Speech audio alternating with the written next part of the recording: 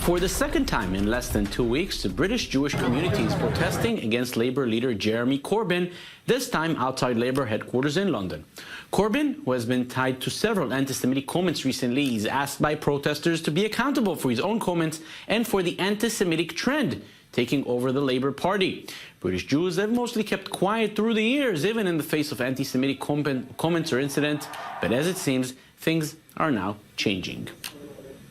And joining me here in the studio to discuss this is Tom Gross, foreign affairs analyst. Tom, thank you for being with us. And why is this happening now? There have been anti-Semitic comments or incidents in the past in Britain, but the British Jews mostly kept quiet. What has changed now? Well, there has been a huge increase in the number of anti-Semitic comments since Jeremy Corbyn became leader of the Labour Party and indeed a serious candidate to be the next British Prime Minister.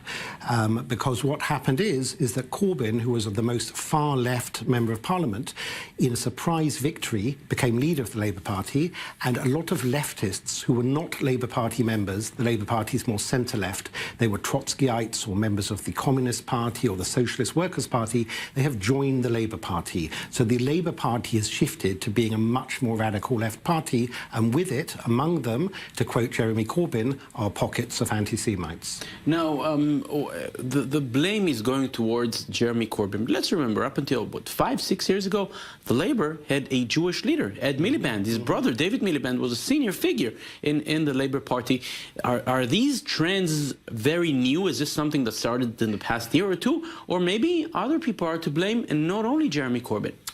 Well, that's a very good question, and it's certainly not only Jeremy Corbyn. Look, anti-Semitism is a complicated matter. Anti-Semites don't necessarily hate all Jews. So you're right that someone like Ed Miliband, the previous leader of the Labour Party, was a very secular Jew who barely ever mentioned being Jewish, and therefore people could live with him. But Corbyn comes from a much more radical strand of thought. And, you know, there's always been anti-Semitism on the left, dating back to Karl Marx. And we tend to concentrate or focus or learn about anti-Semitism on the right for obvious reasons because of the Nazis and fascists. But in fact, there's always been a lot of anti-Semitism on the left. You look at Stalinist Russia and so on. So the people who are now in control of the Labour Party, as I mentioned before, are radical leftists who are anti-capitalist, they think of the Jew as some kind of international financier like the Rothschilds or something. And of course, most British Jews are not wealthy, they're just ordinary people, and they don't treat Jews like they would treat another minority. So if there'd been the same kind of comments about, say, black people or Muslims, like, for example, denying that slavery had ever existed in the United States, instead of denying the Holocaust, there will be outrage.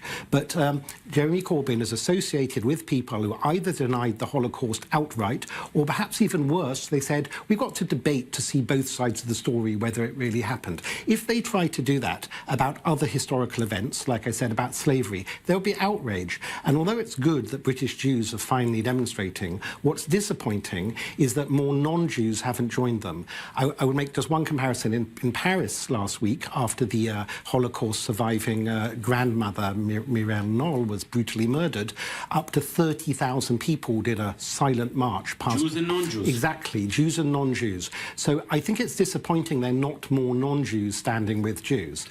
Now, we're seeing the images from this protest taking place right now in London, outside the Labour headquarters. As you said, the vast majority of these people come from the British Jewish community. What will they do if the realistic scenario of Jeremy Corbyn becoming Prime Minister comes to happen? It might happen. What will British Jews do? Well, it's difficult to say, but I think some Jews are nervous, and they are even making preparations to possibly emigrate from Britain to Israel or the United States or somewhere else. Or they're, for example, combined with Brexit, some of them are applying for second passports, sometimes European passports, from where their grandparents or great-grandparents emigrated to Britain from. And there's a lot of nervousness. I mean, not only among Jews, I should say.